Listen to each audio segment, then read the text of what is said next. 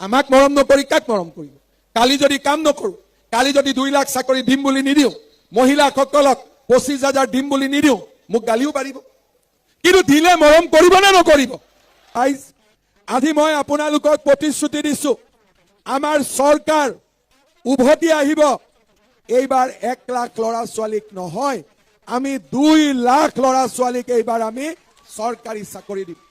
কেবিনেটত দেখিছে যে আমি 2টা প্ৰমিছ, 2 লাখ চৰকাৰী চাকৰি, UCC আমি অলৰেডি কাম আৰম্ভ কৰিলোঁৱেই। গতিকে ৰাইজ 2 লাখ চৰকাৰী চাকৰি আমি কি ধৰণে কেনেকৈ দিব পাৰিম এই বিষয়ে সিদ্ধান্ত ল'বৰ কাৰণে মুখ্য সচিবৰ অধীনত এটা টাস্ক ফ'ৰ্চ গঠন কৰি দিছে আৰু 3 মাহৰ ভিতৰত এই টাস্ক ফ'ৰ্চে ৰিপৰ্ট দিব যে কেনেকৈ অহা 5 বছৰত আমি 2 লাখ চৰকাৰী চাকৰি দিব পাৰোঁ।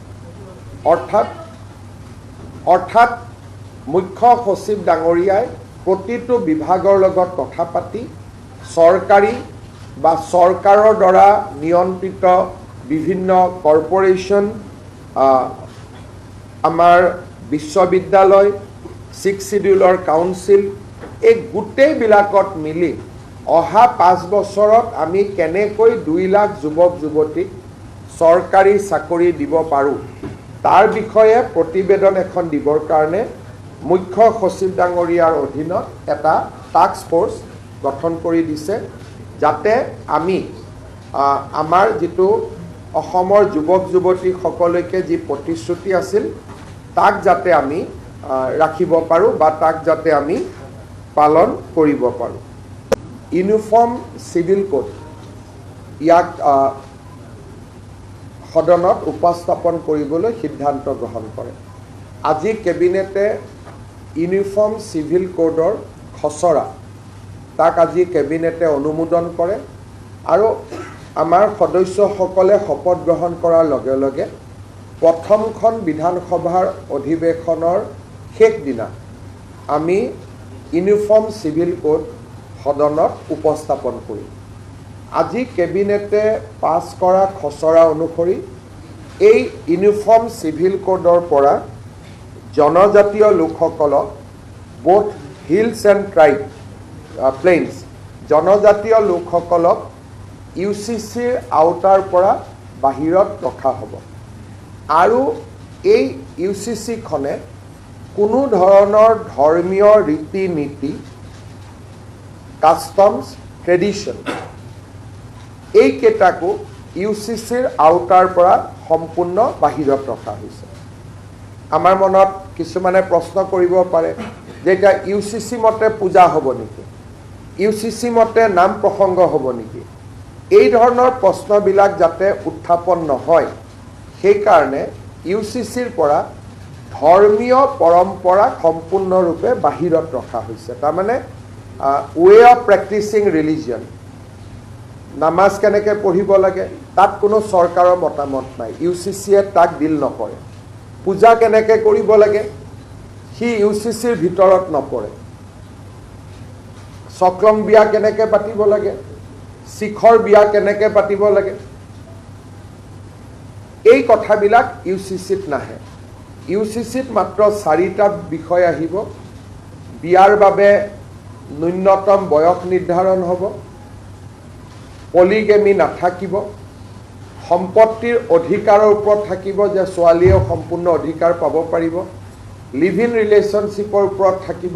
এই ধৰণে ধৰ্মীয় পৰম্পৰাক কোনো ধৰণে হস্তক্ষেপ নকৰাকৈ আন বিষয়সমূহতে UCC আহিব, যেনেকৈ এটাতকৈ অধিক বিয়া নকৰোৱা, সম্পত্তিৰ অধিকাৰ ছোৱালীলৈকে আগবঢ়োৱা, আমাৰ মেৰেজত কম্পালচৰি ৰেজিষ্ট্ৰেশ্যন প্ৰয়োজন বা বিবাহ বিচ্ছেদৰ নিয়ম কেনেকুৱা হ'ব। গতিকে UCCত এটা স্পষ্টীকৰণ হিচাপে মই আগবঢ়াইছোঁ যে জনজাতীয় লোকসকলক এই UCCৰ আওতাৰ সম্পূৰ্ণ বাহিৰত ৰখা হ'ব আৰু ধৰ্মীয় ৰীতি নীতি পৰম্পৰা সি হিন্দুৰে হওক, ইছলামৰে হওক, খ্ৰীষ্টিয়ানৰে হওক বা কাষ্টমাৰী নীতিয়ে হওক এইবিলাক UCCৰ ভিতৰত নাহে। অৰ্থাৎ আগতে যেনেকৈ চলি আছিল সেইবিলাক তেনেকৈ চলি থাকিব। ই UCCৰ ছাবজেক্ট মেটাৰ নহয়। ৰিচুৱেলছ, কাষ্টম, ধৰ্মীয় ৰীতি নীতি UCCৰ ভিতৰত নপৰে। তৃতীয়তে, আজি আমাৰ কেবিনেটে 2 লাখ চৰকাৰী চাকৰি আমি কি ধৰণে কেনেকৈ দিব পাৰিম এই বিষয়ে সিদ্ধান্ত ল'বৰ কাৰণে মুখ্য সচিবৰ অধীনত এটা টাস্ক ফ'ৰ্চ গঠন কৰি দিছে আৰু 3 মাহৰ ভিতৰত এই টাস্ক ফ'ৰ্চে ৰিপৰ্ট দিব যে কেনেকৈ অহা 5 বছৰত আমি 2 লাখ চৰকাৰী চাকৰি দিব পাৰোঁ। অৰ্থাৎ মুখ্য সচিব ডাঙৰীয়াই প্ৰতিটো বিভাগৰ লগত কথা পাতি চৰকাৰী বা চৰকাৰৰ দ্বাৰা নিয়ন্ত্ৰিত বিভিন্ন কৰ্পৰেশ্যন,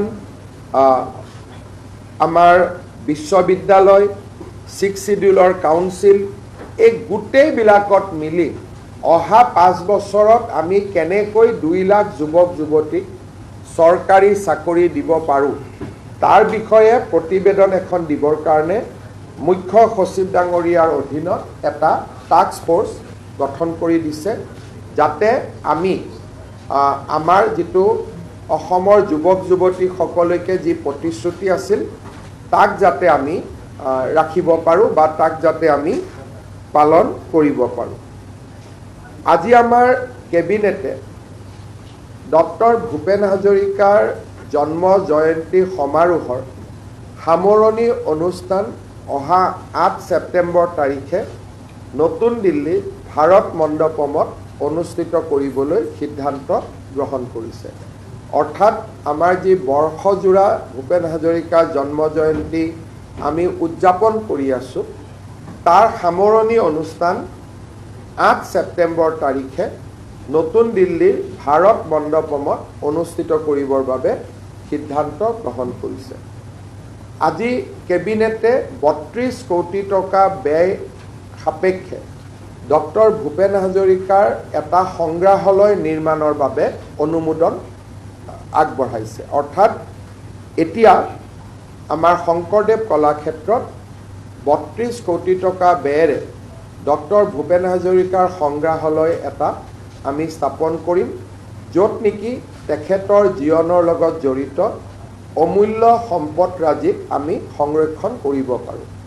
ইয়াৰে 13 কোটি টকা নৰ্থ ইষ্ট কাউন্সিলে দিব। অৰ্থাৎ টোটেল 33 কোটি টকাৰ বা 32 কোটি টকাৰ নৰ্থ ইষ্ট কাউন্সিলে 13 কোটি টকা দিব আৰু 20 কোটি টকা ৰাজ্য চৰকাৰে আগবঢ়াব।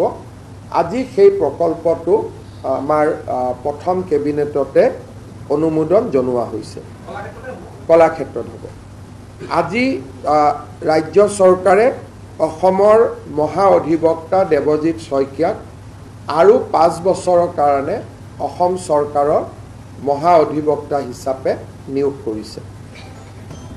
প্ৰধানমন্ত্ৰী নৰেন্দ্ৰ মোদী ডাঙৰীয়াই যোৱা কেইটামান দিনত ভাৰতৰ বিদেশী মুদ্ৰা সংৰক্ষণৰ কাৰণে আৰু অপব্যয় নকৰিবৰ বাবে ৰাজ্য চৰকাৰ আৰু দেশৰ জনগণক পৰামৰ্শ দিছিল।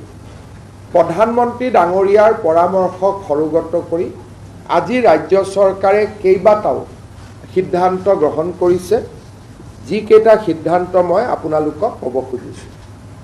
অহা 6 মাহ অসম চৰকাৰে কোনো নতুন গাড়ী মটৰ ক্ৰয় নকৰে।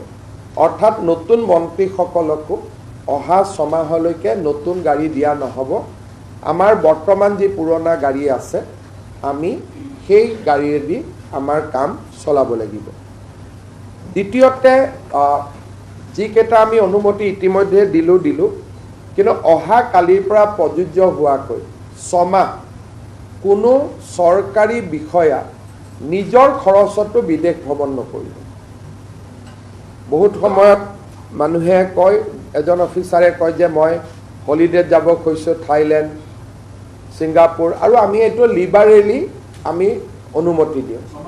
কিন্তু বৰ্তমান 6 মাহৰ কাৰণে এক্সেপ্ট মেডিকেল ৰিজনক বাদ দি কোনো চৰকাৰৰ মন্ত্ৰী বা বিষয়াই বা কৰ্মচাৰীয়ে বিদেশ ভ্ৰমণ কৰিব নোৱাৰিব 6 মাহৰ কাৰণে বোথ অফিচিয়েল এণ্ড পাৰ্চনেল কোনো ধৰণৰ অফিচিয়েলিও বিদেশ ভ্ৰমণ নকৰে আৰু ব্যক্তিগত টকা দিও বিদেশ ভ্ৰমণ নকৰে চৰকাৰী বিদেশ ভ্ৰমণ অকল মুখ্যমন্ত্ৰীৰ আগতীয়া অনুমতিৰে সম্ভৱ হ'ব কিন্তু চৰকাৰী